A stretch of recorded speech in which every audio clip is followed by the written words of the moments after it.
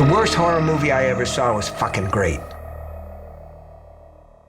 Hello and welcome to This May Hurt a Bit. My name is James Strayer and this is John C. Myers. And we're a horror franchise podcast discussing each film in popular and not so popular horror franchises. And today we are wrapping up our Pumpkinhead franchise that we spent this October on. John, this was, I don't know why I picked this one for Halloween season, but I think pumpkins. Yeah, oh, good call. Yeah, pumpkins. There was something about the creature design and the atmosphere that I remembered from the first one. And I just thought, that'll be good for October, the pumpkin patch, that kind of stuff. 80s monsters. For autumnal. Yeah, there you go. Yeah. Knew I wanted to watch them all straight through each week. We got our Lance Henriksen, we got our Pumpkinhead creature, and boy, what a drop off from that first one on this series. Yeah. But again, as always, the philosophy of this show, no regrets, but but come close. Come extremely regrets, close. Maybe I had a few, but I always, that's the point of this show. I want to get through them all and see how they change. But upon revisiting, just like we said in the review of the first one, still love that first one. Yeah. Still hanging around in my brain after a month or so of watching it, and still love that atmosphere. Still love me some Lance. But yeah, after that, hit that drop off. Not to grade on a curve necessarily, but it is something that when you watch the other ones, it makes you appreciate the first one and the care and thoughtfulness that was put into the first one. Yeah. Even though the first one is an okay movie, I like it. It's all right.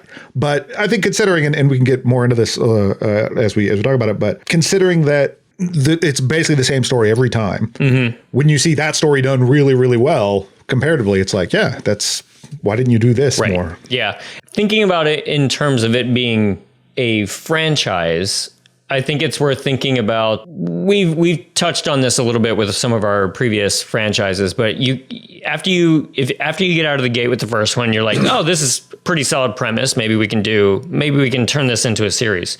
You got to have a good part two, because then you got to be like, well, this is worth continuing, because if you stumble out of the gate on part two, then the chances of you recovering are pretty nil. So you've got, Texas Part 2, you've got Halloween 2, which is pretty good.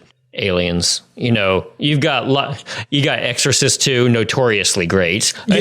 Yeah, great. Just launch that franchise to the heights you see today. Well, there you go. That's a perfect example. Yeah. Never really recovered, even though Exorcist 3 completely rules. Yes, but absolutely. Maybe that's the hazy one. But yeah. When you change up the rules in Pumpkinhead 2 and you don't deliver something decent on the second one, the chances of your 3 and 4 and then death seem much higher, I think. I mean, there's no denying that, these franchises are built on someone just looking at something and going like, well, let's make money off of it. We can make more money off of this. We can squeeze more out of this stone. But as nakedly empty or as blatant as part 2 was for that, where it was just like, we kind of have the suit. And I mean, someone told me about the first movie and I think I got it. Yeah. Just is a bummer. I don't think sets it up for success. Like you kind of said, sets it up for success for wanting to move forward, for feeling like, oh, well, we have this established quote unquote lore we're working with. No, it's just, you just went, well, it's the same monster over here. We talked about in that episode, I was like, okay. It's like a different folklore retelling of Pumpkinhead. The fact that the other two tried to go back, particularly 4, go back to the well of the first one, I think you miss out on almost making a sort of Pumpkinhead anthology of the different versions of Pumpkinhead. And as a result, the second one just sticks out a whole lot. Yeah. It all just seems very, it's like the new Star Wars trilogy. It's like everything's very like mishmash and just, I guess it's this now, Well, it's also the lore shifted a little bit in the second one into a more confusing type of situation. Yeah. Like I understood the monster less after the second one, which is not a good place to be in after 2 movies. Even though I guess part 3 and 4 were more just naked vengeance stories. Naked Vengeance, that's my new Grindhouse movie right there. But they were just a little bit more straight. Wings Hauser in Naked Vengeance. But yeah, I just remember the lore being a little bit more confusing in that second one. who wanted the vengeance and why, and just being a little bit more confused about that. Whereas 3 and 4 was a little bit more consistent, so they did get back to that a little bit better. I mean, you look at something like Jason, like what the hell is even going on with that guy throughout? They don't really go into it too much. And when they do, it's Jason goes to hell and it's ridiculous. And I think they waste a little bit of time in that second one, really like futzing with this weird lore when it's just not just have it be Pumpkinhead. Like you're explaining too much things about like, oh, when a moonlight hits a mushroom and then the witch or whatever. Like, no, just same plot. It's fine because that's what they did in 3 and 4. And I definitely, one of my complaints with this movie is that they have this basic plot they didn't do much with.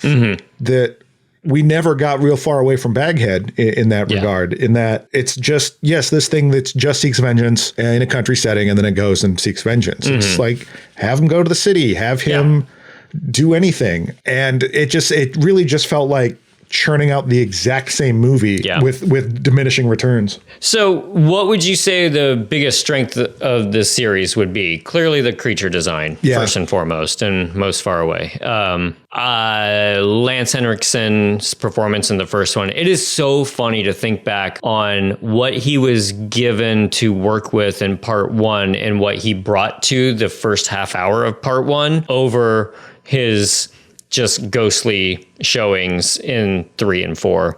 But also, like, there's not a single performance that even stacks up to or even comes close to his performance in the first one. So absolutely, he's vital for that. Third for me is just like, I love this setting. And I've mentioned before, like, the older I get, the more I really like the rural type of settings, the deep south, the hollers and that kind of thing. And that can be ripe for great horror stuff and folklore and that kind of stuff. But I feel like after the first one, they just never nailed that setting at all, like they should have. No, and I think particularly like in the second one, where it's just, it really is just like a slasher movie more than the other ones. Even that is just in this nondescript town, but it's also a holler, I guess. But I do think that part of that magic in the first one is that the atmosphere of the area and the fact that it is a folktale, it is a fable of sorts. And when you put that fable into a more sort of realistic setting, as they seem to try to do, like there was just, through budget and other reasons, like just what they were doing, where they were, just seemed so much less magical than where they were before. Like that, just like there was no air of mystery or something like that. It was just like trees, and it's happening where there's trees. It just, in the first one, it kind of gave the forest an element of power and of mystery, like all the fog, it's like that. You know, we talked before in not to keep talking about Jason, but in like starting in like part 6, where it seemed like Jason was a lot more of a figure of the forest, and there was, you know, fog and stuff like that. And particularly when they lose the spotlights and the fogs, and it's just guy just tromps through, you know, this monster just is tromping through the woods. Right. It makes it seem like he's not a part of it. He's not like an outcropping of this. He doesn't feel born from the ground like they want him to appear to be. Yeah, because it is like, even though it is a story about this, a human being's vengeance and all that, there is still just like, that's part of like some evil elemental magic that's tapping into it, that you're beyond that. And you definitely lose that. Well, you definitely lose that, especially when you get part 3's CGI. Yeah. Oh boy. And just as much as I sort of laughed at him just sitting on the windowsill and stuff like that, just rewatching a few of the clips of him crawling on the rooftop was just kind of hurtful to the magic of Stan Winston, you know? Yeah. And just, even like the tail whipping around and stuff like that in CGI, it's just like, I don't want to see that. I want to see a creaky guy in a suit. Now, I would like to see an updated version of that in 2023 and see what monster effects people could do with a man in a rubber suit. Make it a more developed version of that, which I bet you could whip the tail around. I bet you could have him walk through a doorway without knocking his head into it and stuff like that. That CGI stuff took me right out of.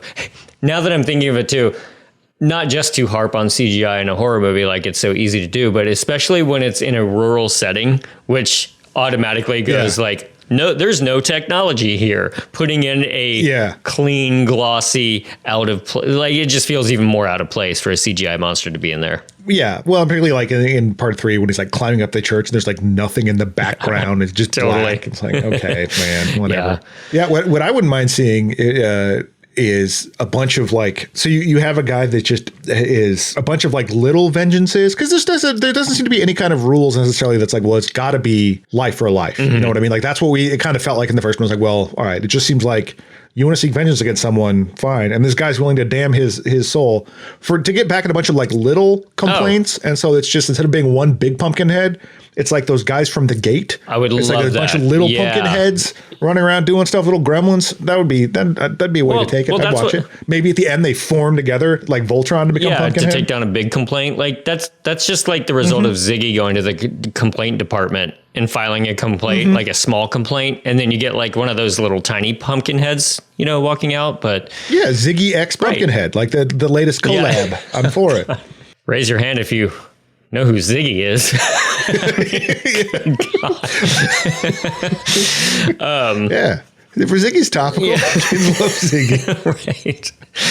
But I mean, that is the theme that I do like in the first one that we do start to lose as the franchise progresses, which is vengeance costs you something. It costs you your soul. It at least costs you your beautiful Lance Henriksen face because it starts turning into a pumpkin head. Right. But they dabble in that. They show people in pain, but like there's nothing that portrays it. Again, the performance, but they start to lose that theme a little bit of no, you don't want this.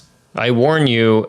You're going to do it anyway. And then like dealing with that, oh God, I will lose my soul for this. Well, yeah, I mean, there's an emotional core to this whole thing that they really stop paying attention to. It's like definitely in 3, we have 3 or 4 different people that we want that want the same thing. Yeah. Rather than focusing on just one, that really added nothing to it. And then in Blood Feud, it's a lot more.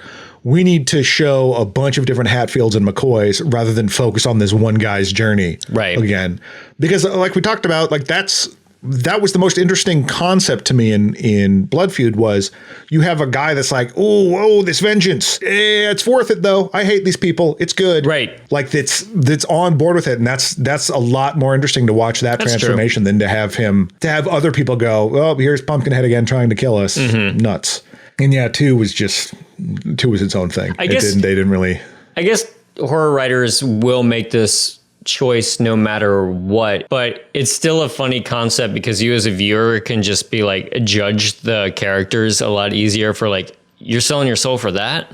Like, because I had that feeling during part 3 thinking about it. Like, look, I don't want any of my relatives' dead bodies to get desecrated and not get cremated and all that kind of stuff. I wouldn't want that to happen. Would I damn my soul to make sure that the guy responsible is held to justice when you could also just arrest him? But the entire town knows. I just read about that in the newspaper for real recently. I texted you the article like 2 or 3 weeks ago. Scarily topical. But anyway, I don't know. I don't know what is worth damning my own soul for, but it's not really like, they didn't put grandma in the oven like they said they were going to do it, but yeah, it's a little bit like it's already happened. Like there's move on, man. It's a weird thing that's going to get vengeance on it. Like if they had killed the baby doll to harvest its innards, fine. But it was just like, it's terrible. Don't get me wrong. Right. Yeah. Long way to go. Not being callous here about the mistreatment of corpses. Speaking of the baby in that scene, did we like haggis all the way through? I liked the original recipe haggis. Of course. Way better. Yeah. I still just think like haggis outside of her sphere of influence is weird to me. Don't like it. Don't like her just farting around. Nothing against the other performance. It wasn't like bad. I mean, I think the voice was pretty silly. Funny. Yeah. I'd more just like that haggis would have affixed to this area and you have to go see her rather than she seeks you out. Because especially because that really hits on the decision being made by the protagonist even more. Like, I am going to seek out this person instead of her coming around and be like, hey, remember me? Like, if you want some of that sweet vengeance, you come down to my shack. It's like weird marketing or something. Yeah, like, that she's in the ticket booth, and you got to like, and the fact also that in the first one that everyone knew that like, no, I know what you're after. I'm not even giving you that information to go find her. It's but it's also just that like nothing good can come from finding her doing this stuff. Sure. But by part 4, she's practically in your Instagram feed as like a sponsored content type of thing. Did somebody say haggis around my phone recently? And she click here for vengeance. Like, smash that like and subscribe button. Right. But yeah, it is like I much prefer her being mysterious there, and like you were saying, like everybody around her or around the protagonist saying, "Don't go down there. It's not worth it." I can't tell you exactly why, but we can get into the folklore of it if you really need to. But don't go there and don't make that decision. You know, when they're talking about how she's, you know, Lance Henriksen's like, you're just this gatekeeper, and she's like, oh, shut up. Mm-hmm. As we talk about, like, it kind of weakens her, and just, I don't know. It made it seem like she's evil. In the first one, she's evil, but you have to access her to get to the bad stuff, to the really bad stuff. Like she is indeed a gatekeeper, but not in this reductive way. Sure. That Ford tried to make her. Yeah. I know, it just, the whole thing was a little bit, like I said, it just seemed less rich and magical than, I hate saying magical because it sounds like I'm describing like a children's show or something. Like, oh, she's in the glen with her mushrooms, hopping from, totally doing a lot of springing around. But it does like this sort of dark magic, this ominous kind of thing that the other ones just don't have. They just are like, yeah, she's an old woman that can get Pumpkinhead versus she's an old woman that has access to the evil powers that conjure up Pumpkinhead. Yeah, it just becomes too common.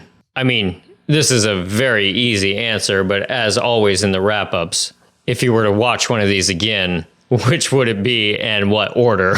I think it's only part 1 for me personally. It's really only part 1. If I were to do them again, honestly, I mean, it's part 1 and then in a much distant other group. They're not all the same, but 2's just flat and dumb. Mm-hmm. But I'd still probably check that out, and then 4, and then 3. Yeah, I think probably in that order. Yeah, but those are just kind of bundled together.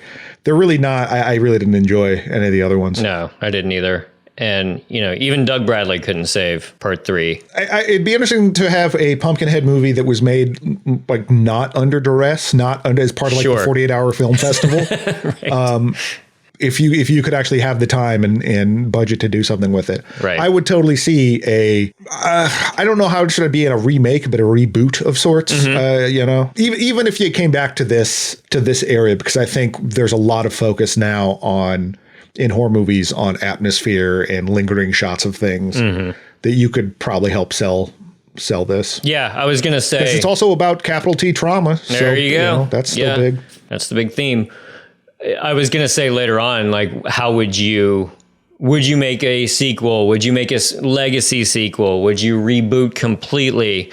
I mean, I feel like you would have to either reboot completely or maybe mention Ed Harley as the only person that's summoned him in the region recently, or just to pay a little bit of homage to Lance. But and that's easy enough to do because you don't have to be tied to everything. You can definitely mention somebody who's done this before, but yeah, it's got to be the same location. It's got to be the South or the mountains and the hollers. Update the creature just a little bit, but keep him all practical, of course. Story-wise, it's got to, like, I know we talked about it in the first one, Tale as Old as Time. A vengeance story is just fine. I wouldn't mind some sort of little twist on it, but I'm not quite sure right now what that would be. But keep it streamlined in part 1 and then build from there again. Right. Yeah. Or even, like there was sort of an element in 2 a little bit, but not so much of like being punished for the sins of your fathers. Oh, sure. That kind of thing. Generational. That's even interesting to explore. That idea that, we've talked about in several horror movies, the idea that like you are being punished as part of a project you had nothing to do with. Right.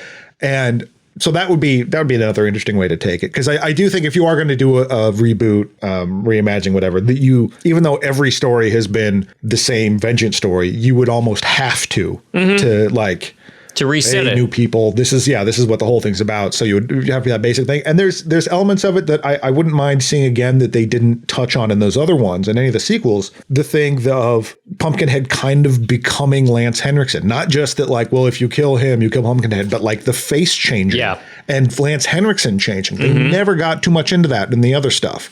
like what exactly that was. And I don't necessarily want an explanation, Right. but I just like that element of it and wouldn't mind seeing some more of that. It's like, how do you pay that idea off? Like, do they just both become looking like each other, or they're becoming very similar? Are they now awkward roommates for the next year or so as they slowly start to morph into each other? It's like, it's like a sort of a green card marriage kind of thing. Right. It's like, this isn't what I wanted. It's like, tough, you're stuck with me. Yeah. Do you start taking on personality traits or skills that the other one does? What skills does the Pumpkinhead bring to the relationship that Lance Henriksen takes on, Well, and then you could have a tense, psychological thing where their relationship is falling apart and they have to talk about, how codependent they are and deal with that. I mean, I've been in codependent relationships before, but never a Pumpkinhead level. Yeah. It's like single white female. Like, I love myself with this.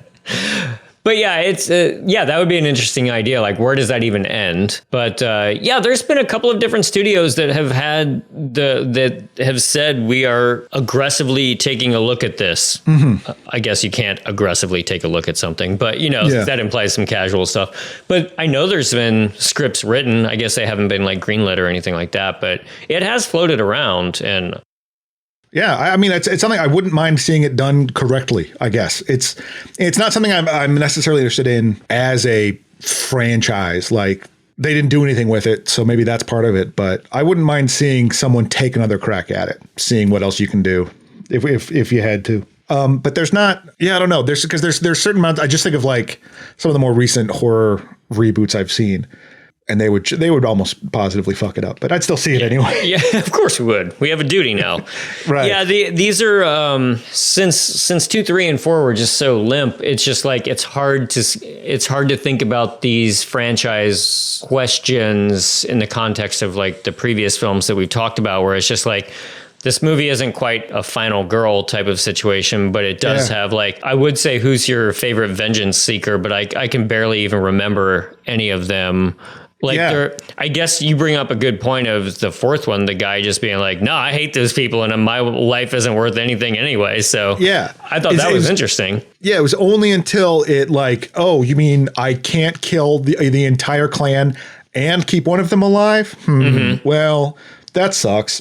Yeah. Versus people being oh, killing is wrong. Right. I shouldn't do that. Yeah. I mean, and just because so many of these, particularly in 3 and 4, some of these characters are just so forgettable, and I can barely even remember their names. And the only reason I really remember Bunt is because he was in the first one. Yep, there you go. And Dr. Fraser, for obvious reasons. In 4, there's just nothing. Yeah. It's just the Hatfields and McCoys. I don't care. We touched on this a little bit at the end of the first episode, but knowing that even though Pumpkinhead became a little bit more slashery, these movies are not about the kills specifically. At least the first one wasn't trying to be. I guess the subsequent ones were a little bit, but they still weren't that good. So it's hard to recall a favorite kill in this franchise. I mean, immediately my brain just goes into 4 and the guy whose head went into the bear trap. Oh, sure. That was great. And in the first one, the shotgun lift is good. Is really good, just because of the wide shot that it ends on. But just a lot of it is just, particularly in 3 and 4, is just dudes running at Pumpkinhead and him backhanding them, and that's kind of it. Mm-hmm. There's not much to Pumpkinhead as the creature. It's just sort of it's a gun. It's a weapon. And when you add a little mystery to it of that his face starts looking like Lance Henriksen, or, he sees the cross in the church and he's nuts to this thing. Oh, right. Yeah. In the first one, it at least gives it some kind of depth that's beyond that without really explaining anything. But then the subsequent ones, it just didn't really care to even explore any of that. It's more just no, we have a monster that'll kill people now, and that's really the only concern. Right. Yeah. This one might paint some blood wings on a place, but other than that, delicately with his claw. Yeah. So we briefly have mentioned both of these, but thinking about Pumpkinhead in other media, he's never gotten his own TV show. But he sure got his late night talk show. Yeah, there you go. Where he's talking with John Kramer about various ways to seek vengeance. And is it vengeance? Is it a lesson? We don't. It's one of those Crossfire TV shows, point counterpoint, vengeance or lesson. So there was the video game. I looked up some funny animations of that earlier today, and Oh yeah, boy it's howdy. pretty dog shit. Yeah. So have you played it? Did you track down a copy at all? I played a little bit of it. It's not great. The culture of watching bad movies is amusing. I can't imagine that playing a bad video game is actually fun. That just sounds frustrating. No, sometimes it can be. It's like same thing where I found we're both huge fans of Garth Marenghi's Dark Place, and I found some of the authors that Garth Marenghi is kind of based on, and I started reading one of their books, and it's awful. And I was having fun with about like page 10. I'm like, oh, it's just more of this, huh? I can't it's not as much fun as watching a movie. It doesn't have that same spark. Yeah, it's like, oh, this is a struggle to get through. It's now fun to know that this exists, but I don't need to keep going to experience the art. Yeah, I guess they just called it a Doom clone at the time. I guess there was a ton of those, but it was the style at the time. I looked up a few of the comics that were released. Dark Horse put out some in the 90s. It was supposed to be the history of haggis, which sounds like absolutely something that I do not want or care about. Yeah. It was supposed to be a 4-issue series, and it got canceled at 2. And then the other series that was put out by Dynamite a little bit more recently, it delved into an idea that was supposed to be a part of the first movie, but was luckily axed from the film. But the idea was that Pumpkinhead was based on the deadly sin of vengeance. So there were 6 other demons summoned by 6 other witches based on the other 7 deadly sins. I guess in the comic series, the witches summon all the other demons to go after Pumpkinhead. So you've got some like kind of King Kong versus Godzilla monster fighting going on, which sounds just goofy enough for a comic. Yeah, because you have to be careful in how you do that, because there's some. Like Sloth doesn't seem like a guy that you would want to get on. Like, oh boy, as soon as he wakes up from this nap, he's gonna go kick Vengeance's ass. Trust me. Who else could be even like Envy? Like, man, I really wish I was strong and vicious like you, Vengeance. Like, I feel bad about myself. Yeah, that's good. He's just gonna join Vengeance's side. Lust, I'm not even sure I want to know. Lust, I don't know. That's a Clive Barker book. I was just gonna say there you gotta call up Uncle Clive and bring the Cenobites into that one. Yeah, definitely. And then Greed, yeah. I mean, it depends on like how, like, is Greed just a monster that has like money bags for hands, or is it like a greedy thing? Yeah. I don't know. But yeah, it's hard to imagine like he's got his vengeance. Yeah. Or, because I guess that's wrath or whatever. But, as usual, like we say so much, I just don't want to know backstory. I don't want to know where they come from and that kind of stuff. It just kind of cheapens it a little bit. I'd rather it be this mysterious folklore in the woods that makes it atmospheric. Go ahead and expand it a little bit, but just don't tell me everything. Right. I mean, like, I don't need to know, like you said, like, I don't want to know why haggis is haggis. I don't want to know that at all. Yeah. And it is funny because I am the guy who's sitting here looking at my bookshelf over across the room with a shitload of extra Twin Peaks type of things. And I'm just like, well, if it's for a franchise that I really love, I want to know everything there is to know about it. But there's still a ton of mystery written into those subsequent volumes and stuff. So, But I think that's also, that to me is a different thing. You're inspired by whatever this thing is to either write your own explanation for it or do this own explanation. This sort of tangential or parallel thing, that's fine. If in the text itself you're explaining it to me, I'm less interested. Yeah. It's fun to read people's theories and goofball stuff like that sometimes, but yeah, if the actual thing is like, no, here's how haggis came to be. Not great. Yeah, there's a couple of those, like the secret history of Twin Peaks and stuff like that. But at least that's written by the original authors. Yeah. So that's kind of fun. And you have to go search it out. You have to choose to engage with that if you want to. Yeah. And it's like same thing. Like you could go even further if you wanted to do another Pumpkinhead, rather than like update it, go further back. Like give me a medieval, not medieval, but like more Pilgrim time kind of Pumpkinhead. For sure, or something like that. There was in the comics, I saw some panels that the idea is that these demons have been available to the earth since caveman times. So it showed Pumpkinhead in a cave fighting some cavemen, which was kind of funny. Yeah, and I mean, maybe this is just because I watched Eyes of Fire recently, but something like that, where it's still just you're encountering this new land and you don't know how to the rules and whatever from it, right. And someone that lives there conjures up the vengeance against you. I think there's things that absolutely could be done with this story that just no one bothered to do because they kept telling the same story the same way. On a quick turnaround, like cramming 2 movies together in Europe for tax breaks and then coming back and putting them on the Sci-Fi Channel. Yeah, weirdly enough, that doesn't make the best art possible. Right.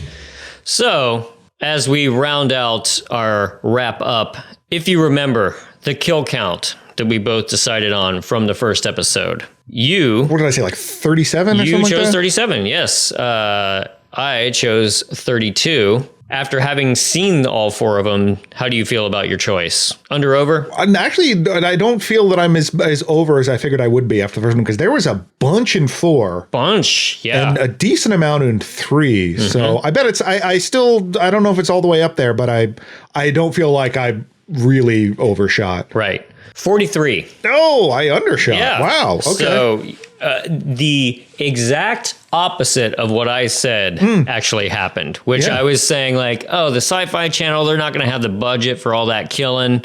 What I didn't take into consideration was how simple Pumpkinhead's kills are. Yeah. Slash. You can get that. That's fine. Tons of those. We not wildly, but we undershot, and my theory was wildly incorrect. So, yeah.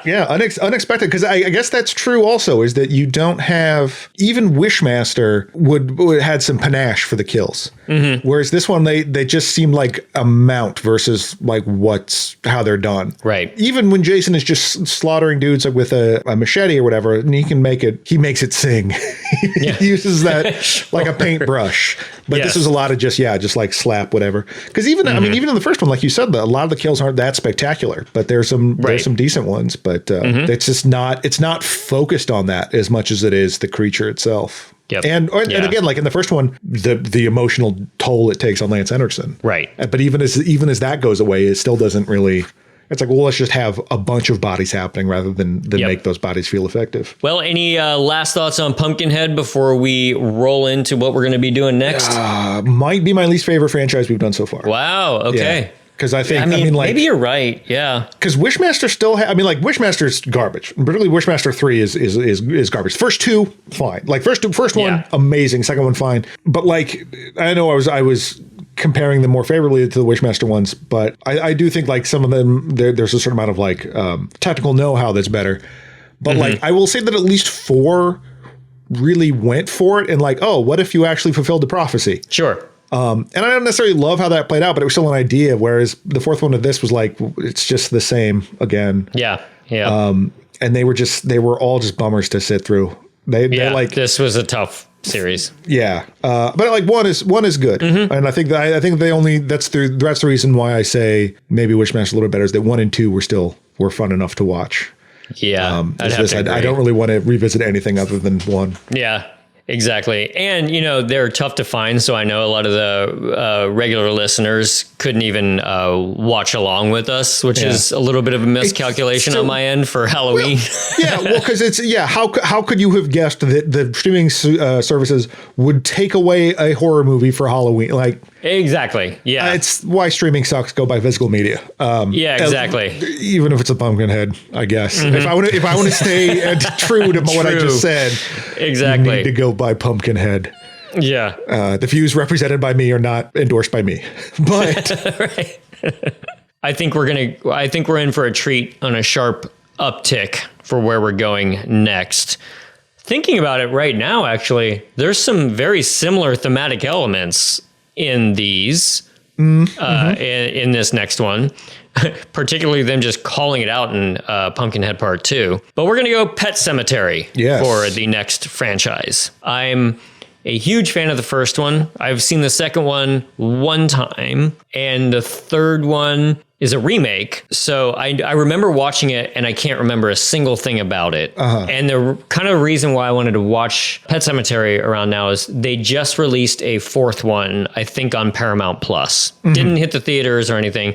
And it stars David Duchovny. And as a longtime X-Files fan, I'll just watch him. If he's going to show up in a Pet Sematary movie, I want to watch it. So I just knew that we'd at least get 1, maybe 2 good ones out of this before we dip down again. And I kind of want that after a slog. Well, I'm a little bit more interested, I suppose, in the not that this guarantees they're going to be better, but the fact that 1 was a theatrical release, like the remake was a theatrical release, So it's not just quick bottom of the barrel stuff. Like it's not necessarily mean it's going to be a good movie, but there is, there might be, it might at least look nice, not have that flat thing. Not to diminish any of the straight to video stuff that we watch, because some of them are very good. But yeah, it's going to be interesting to revisit. I remember, like, 1 is still great. 2, I remember watching with a friend middle school and really razzing on it. But you're 13 when Yeah, it's got a very different tone. Yeah, but it's also one of those where I think that was the first movie that introduced me to Clancy Brown. Oh, fun! And so for the longest time, it's like, oh, it's the Pet Sematary 2 guy, and then like as you see more of his stuff, you're like, oh, okay, this guy's not just from Pet Sematary 2. Totally, yeah. He's the guy from Highlander. It'll be interesting to go back and revisit that one. And it's also this is our first. We're both Stephen King fans, so this is the first adaptation we've done a Mick Garris movie, but it's not been a Stephen King adaptation. Sure. So yeah. So I can't think off the top of my head anything else that would be like multiple movies, unless it'd be like remakes, because you got your Firestarters, you got your. I mean, like there was. I want to say there was Stands. You got the Shinings. A couple of Silver Bullets, or am I confusing that with Watchers? I think I'm confusing that with Watchers. Oh, okay. I mean, there were 2 Creepshow movies, but that's kind of a what do you call it? Anthology thing with him and Romero. But if you count the remake, there's 3 Carrie movies. That's true. That's true. Yeah, and I've never seen Carrie 2. The Rage. And I've always kind of wanted to, yeah. I've heard mixed things about it. Anymore, there's just a certain amount of, I think, and this isn't necessarily wrong, but I think there's a certain amount of like, oh, I saw this movie at a pivotal time in my adolescence or whatever, so it means a lot to me. And trying to get that out there, and I don't always agree, but it's still, that's cool. Sure. But I think it isn't, Chloe Grace Moretz is in there. Yeah, Moretz, how you say it. She's in the remake. Yeah. I remember watching that and not thinking a whole lot of it, but, also you're remaking Carrie. So, my goodness. I mean, and technically there are 3 It movies, because they split that one into good part grief. 1 and 2. But yeah. I never saw the part 2 of the remake. Not good. I just didn't care enough to see it. But anyway, Pet Sematary, I can say for a fact it's going to be a leap up from Pumpkinhead 4. Yes, especially part 4. If nothing else. We'll enjoy this. So you have our guarantee that at least 2 of these will be better. Yes. Like it's our responsibility to make these good. I feel a little bit responsible in a weird way. Well, it's just it's easier to talk about movies that are interesting, certainly. Yeah, that exactly. But we're not responsible for the content of the movies, and not at all. And so, I guess I think the first 2 at least are streaming on HBO. So check those out there. I guess the other 2 would be on Paramount. So check them out. Follow along. I hope that you're all interested in watching Pet Sematary with us. We'll probably go back to our every other week type of thing. Pumpkinhead was just way too important to wait a week in between during October. So before this November's elections, we had to get through Pumpkinhead. Yeah. To get our vengeance going before the elections. But anyway, follow us on Instagram at This May Hurt a Bit Pod. Check out our YouTube channel, brand new, at This May Hurt a Bit, and email us at thismayhurtabitpod@gmail.com. And most importantly, watch Pet Sematary, and then check it out with us in about a week or so. Yeah. So if you had any further thoughts of Pumpkinhead, love to hear about them. If you have any thoughts about Pet Sematary going into it, let us know. Let us know. Always happy to chat about these movies with people that aren't just us. Yeah, exactly. We get that enough, huh? Yeah. Yeah. And for that, good night. Good night.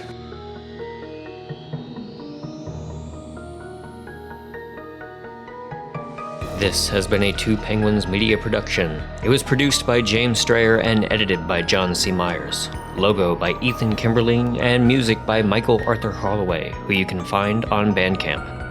Follow us on Instagram at This May Hurt a Bit Pod and on Twitter at HurtABit. Email us at thismayhurtabit@gmail.com. And if you are so inclined, rate and review us on your favorite podcast app, and we'll see you next time.